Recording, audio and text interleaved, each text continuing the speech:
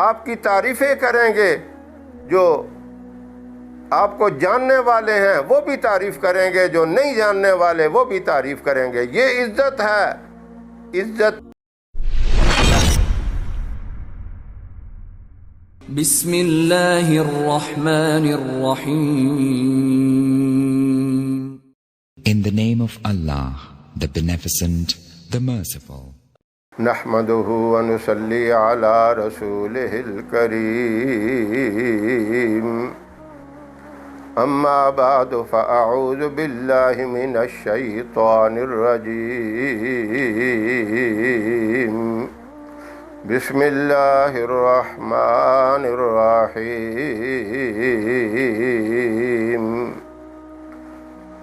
محترم سامعین و ناظرین، اسلام ایسا مبارک، ایسا نورانی اور ایسا پاکیزہ دین ہے جس کے ہر عمل کی اتنی خوبصورتی ہے، اتنا اس کے اندر حسن ہے اور اتنی کامیابی ہے کہ بندہ بیان کرتا رہے، اس کی ایک خوبی کی بھی جو انتہا تک نہیں پہنچ سکتا۔ ایک عمل کے اندر سینکڑوں نہیں، ہزاروں نہیں، لاکھوں خوبیاں ہیں۔ اب میں ایک ہی بات کا ذکر کرتا ہوں، خوبیوں والی تو ساری بات ہے، نماز بھی، روزہ بھی، حج بھی، زکوٰۃ بھی، اس کی برکات، ان کی خوبیاں بہت ہیں، لیکن ایک عمل ہے وعدہ خلافی کتنا جرم ہے، اور وعدے کے اوپر پابند رہنا، پکا رہنا، اور اس کا کتنا بڑا فائدہ اور کتنا بڑا انعام ہے۔ ایمان والا جب وعدہ کرتا ہے تو اس کا پورا لحاظ رکھتا ہے، اور منافق کی نشانیاں بھی یہ بتلائیں۔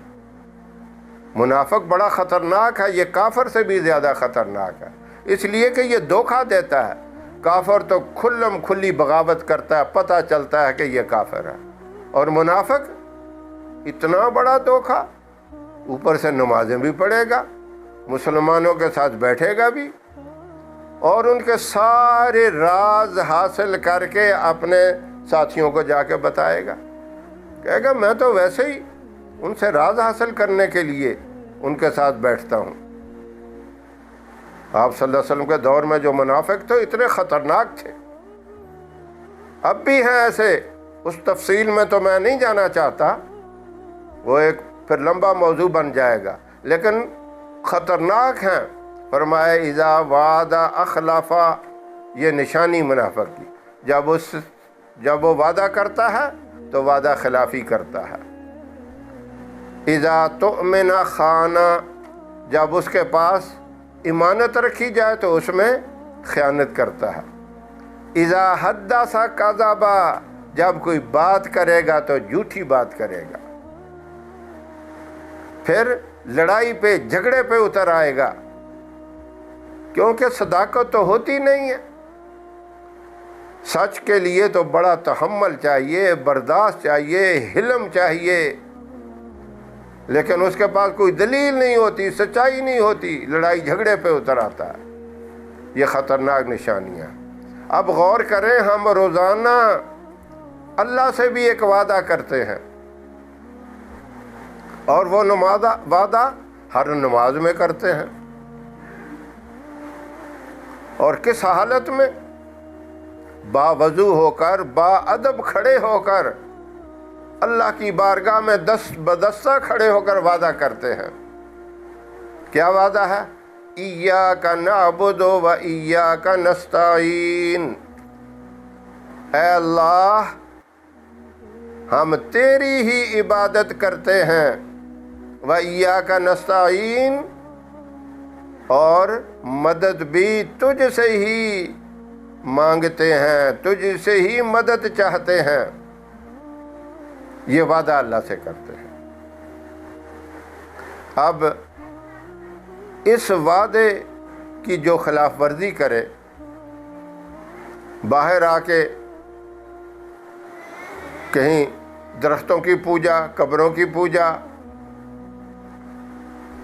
کئی لوگ مختلف چیزوں کی پوجا پرستش، کوئی سورج کے پوجنے والے، کوئی چاند کے پوجنے والے۔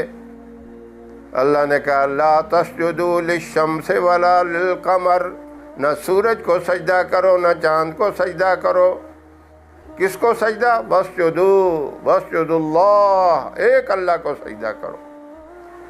اللہ سے تم نے وعدہ کیا مدد حاصل کرنے کا، عبادت کا بھی یہی وعدہ کیا۔ ہوتا کیا ہے؟ کہیں نخل مرکز کی چھاؤں پہ سجدے، کہیں مرنے والوں کے پاؤں میں سجدے، ادھر ادھر خانقاہوں پہ سجدے، تشخص پرستی کا پامال سجدہ، مزاروں پہ جا جا کے ہر سال سجدہ۔ کیا ایسے لوگ دیکھتے ہیں؟ میں مزاروں پہ جانے کو برا نہیں سمجھتا، جانا ثواب، جانا باعث رحمت، باعث برکت۔ کس لیے جاؤ؟ عبرت حاصل کرنے کے لیے، ان کی بخشش اور مغفرت کی دعا کے لیے۔ آپ صلی اللہ علیہ وسلم جنت البقیع میں جایا کرتے تھے، ہمیں بھی حکم ہے، لیکن ان سے مانگو نہیں کچھ، ان کے لیے مانگو، جیسے ہم ماں باپ کے لیے بخشش اور مغفرت کی دعا مانگتے ہیں۔ اسی طرح اپنے بزرگوں کے لیے بھی دعا مانگو، یا اللہ ان کی بڑی نیکیاں، بڑے احسانات ہیں، تو ان کو بخش دے، تو معاف کر دے۔ اس طریقے سے جانا کوئی منع نہیں۔ وعدہ نماز میں ہم کرتے ہیں، پھر اللہ کہتا ہے دیکھو تم یہ بھی کہتے ہو، میں نے بتا دیا، ان صلاتی و نسکی و محیای و مماتی للہ رب العالمین، میری نماز، میری قربانی، میری زندگی اور میرا مرنا یہ اللہ ہی کے لیے ہے، کسی اور کے لیے نہیں۔ ہم نماز کس کے لیے پڑھتے ہیں؟ اللہ کے لیے، اور اللہ نے بتایا بھی قرآن میں، یہ وعدے کرتے ہیں۔ یہ ان صلاتی و نسکی والا اگرچہ ہم نماز میں ہر دفعہ نہیں کہتے، لیکن قرآن میں تو اللہ نے بتا دیا نا۔ اور ایاک نعبد و ایاک نستعین، یہ تو سنت پڑھیں، نفل پڑھیں، فرض پڑھیں، تہجد کی نماز پڑھیں، اشراق پڑھیں، اوابین پڑھیں، کوئی بھی پڑھیں، سورہ فاتحہ کے بغیر تو نماز ہی نہیں ہوتی۔ تو یہ وعدہ اللہ سے ہوتا ہے۔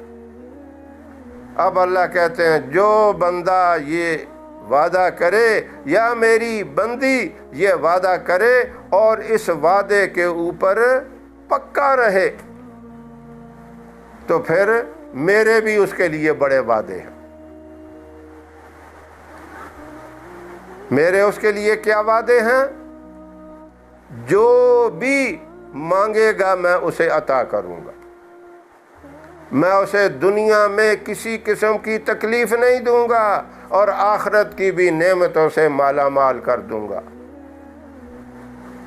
اور آخرت میں میدان حشر کے اندر سورج کی نزدیکی کی وجہ سے جب ہر بندہ پسینے سے شرابور ہوگا، کوئی آپ نے فرمایا اپنے ٹخنوں تک پسینے میں ڈوبا ہوگا، کوئی گھٹنوں تک ڈوبا ہوگا، کوئی ناف تک ڈوبا ہوگا، کوئی آپ نے یہاں ہاتھ رکھ کے گلے تک فرمایا گلے تک ڈوبا ہوگا، اور کوئی بالکل پسینے میں غرق ہوگا۔ اتنے پسینے ہوں گے، ایک پاؤں اوپر اٹھے گا، ایک نیچے جائے گا، سوائے اللہ کے عرش کے کوئی سایہ نہیں ہوگا۔ اللہ فرماتے ہیں ایسے مشکل وقت میں بھی میں اپنے عرش کے ٹھنڈے میٹھے سائے کے نیچے اس کو جگہ عطا فرماؤں گا جو میرے اس وعدے کے اوپر پکا رہے گا۔ پھر انعامات دنیا میں بھی اور آخرت میں بھی، اور اس کا پھر کیا ہوگا؟ اس کو نامہ اعمال جنت کے داخلے کا سرٹیفکیٹ دائیں ہاتھ میں ملے گا. وہ خوشی سے لوگوں کو دکھاتا پھرے گا کہ اللہ نے مجھے کامیاب کر دیا, یہ دیکھو جنت کا سرٹیفکیٹ مل گیا, جنت کی ٹکٹ مل گئی مجھے. ہر ایک کو خوشی سے دکھائے گا. پھر اس کا وہ استقبال ہوگا جو دنیا میں کسی بادشاہوں کا بھی استقبال نہیں ہوتا. جنت میں داخلے کے وقت فرشتے اس کا استقبال کریں گے. لیکن ان وعدوں کے اوپر پکا رہے, نماز کی پابندی ہو, اور یہ وعدے اللہ سے کرتا ہے جو ان کا پابند بھی رہے. اب یہ وعدے تو ہم کرتے ہیں نماز میں, لیکن جب نماز سے فارغ ہو جائیں پھر اللہ سے یہ دعا مانگے. یہی ان صلاتی و نسکی و محیای و مماتی للہ رب العالمین. یہ ایک دفعہ پڑھ لے تب بھی ٹھیک ہے, یا 3 دفعہ پڑھ لے.